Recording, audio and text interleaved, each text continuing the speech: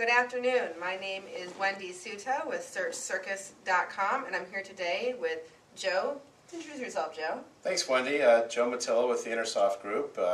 We put out a very search engine friendly line of e-commerce storefronts called Excel It. And what we'd like to talk to you today is about how to build a search engine friendly website design. And if you are interested in doing this yourself, great, but however, if you are interested in having this done with your website development company, it's really important to know exactly going into it what questions you should be asking them. So let's go over some of those questions to make sure that you really get your search engine friendly website design. Now, for those of you who are not thinking about SEO, which stands for search engine optimization at this moment when you're building a site, and that's okay. However, Joe and I can attest to you that we've seen a lot of customers that come in that don't think about it off the top of their heads right away, and then it's very costly down the road when they have to redo a site for SEO. So it's really good to build it from scratch, from the ground up, whether you're doing it now or later. Absolutely, Wendy. And I probably can't tell you how many times we've had clients come to us, either as referrals from you or from other folks when they find us and they say, "What can you do to help us get more traffic to our site?" And we take a look at it, and we say, "Oh well, you know what? Your site won't let you do this. You can't change this. We can't optimize here," and they end up kind of being behind an eight ball. Great. They spent a ton of money, made the what they thought was the right choice, but unfortunately they're stuck and they can't really optimize very well. I very much agree. So let's talk about some of those tips real briefly with you today. One of the things that is still a hindrance, even in the year 2009, is having sites that are built entirely in Flash or in frames. So Joe, can you describe what is Flash for our visitors as well as what is frame sites? Yeah, absolutely, Wendy. Flash websites are pretty much built in a product called Adobe Flash. And it's kind of like that animation type site where everything is encapsulated in a sort of a movie type file. So you don't really have separate pages that we can go in and create different sets of meta tags for or really optimize the content for. It's kind of like a self-running movie, if you will. And it's great for entertainment. It's great for, if you're NBC or if you're Walt Disney, you're going to do stuff that way. But if you're, a mom and pop, widget company, you don't have the dollars to kind of back up putting out a Flash website. So you definitely want to do that. Of course. And then frames, when frames first came out, I remember back in the day when they first came out, and I'll tell you what, web developers went nuts. I mean, they had frames like everywhere. There were like frames that were like 3 inches this way crazy, and all over the place. And a frame is basically just the ability to have one window sort of anchored in that frame in your browser window and then show something else beneath it. And it does have application, and there are some good things about it, but again, it's the right tool for the right job. So, bottom line is, do not create your sites entirely in Flash or frames. However, with regards to the search engines, it is okay and ethical by the search engines if you create a little teeny Flash movie embedded into a regular HTML website. Now, that goes on to our next step. We want to make sure that when we're creating website designs, whether we do it ourselves or we hire somebody to do it, that they're created what's called .html or .htm. Simple, easy to navigate, no dynamic-driven URLs, no database-driven URLs. What is a database or dynamically driven URL, Joe? Well, that's a great question, Wendy. And you know what? There's a lot of great shopping cart solutions out there that really give you the ability to kind of hone in and have some wonderful features for your customers. But the problem is that they shopping carts by their nature are dynamically driven. They're database driven sites.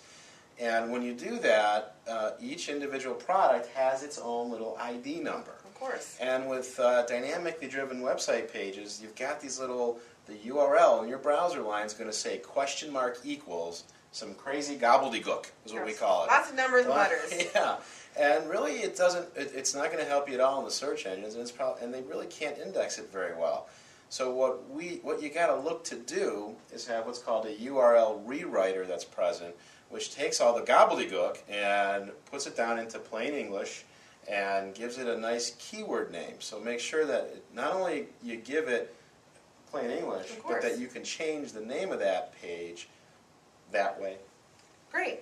Yep. Now, some other things we want to talk about too is a lot of times when we have websites, we want to. Sometimes it's really advantageous. We always want these huge, large photos on our websites. Well, let me tell you that Google cannot read photos. So we want to make sure that we reduce the size of those photos to a small or medium-sized photo. Another thing for a search engine-friendly website design is we never want to force cookies upon each other.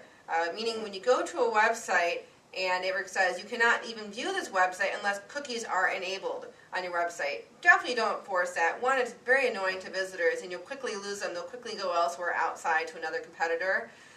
Lastly, it's just really easy there if you're trying to track visitors and how many visitors and who and where they're from. There's other opportunities and advancements to do that other than forcing cookies upon them. We want to talk about too with doorway pages.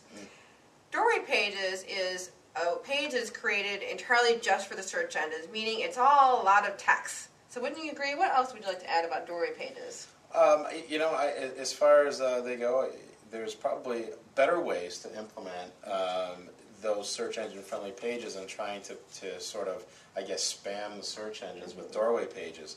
So you got to make sure that your solution offers you the proper tool sets to effectively optimize each page of your website so that the need for doorway pages is minimized. Of course. Now, we also want to make sure that, going along those same routes, Joe, is that we create just content. Even if it's a contact page or a home page or a simple page, or even a product page, just putting simple words, paragraphs on each of those pages will really help Google see what each page is relevant about. You know what, Wendy? That's one of the biggest mistakes that so many people make. They want to just load up their sites with pictures. I agree. And it's great if you got the money to do a ton of advertising and other means to drive your traffic. But as you mentioned, search engines can't read images. So it's important to have graphical impact, but you've got to walk this fine line when you're a small business and a small retailer trying to sell your products. You've got to walk the fine line between overall graphical appeal and making sure that you're friendly for those search engines. Oh, I very much agree, Joe. Now we want to make sure too that two more things. We want to make sure that every page can be listed and indexed in Google from any other page, meaning visitors can go to each page and find every other page from every other page. Search engines love that. Wouldn't you agree, Joe? Oh, absolutely. Awesome. They definitely do. Now, lastly, too, while we're wrapping up, is that to find out more search engine-friendly web design tips and techniques, let's go straight to the source of Google. So next time you're at google.com, I want you to go ahead and search in the box Google Webmaster Guidelines. When you get that, the very first line result in Google will be an entirely long list of what makes for a search engine-friendly web design according to Google. Now, don't forget, I want you to make sure you follow me on Twitter. So twitter.com, we are at Search Circus. Joe, what is your Twitter account? Ours is at Joe Mattillo, and that's JoeMuttillO. And you'll find daily tips that I will put out on how to most effectively run your online storefronts. And ours at Search Circus, we'll talk about daily tips on SEO and pay-per-click. So I want to thank you once again. Joe, thank you so much. Thank you, Wendy. I appreciate it. And this is our video about search engine-friendly website design. Thank you. Thank you.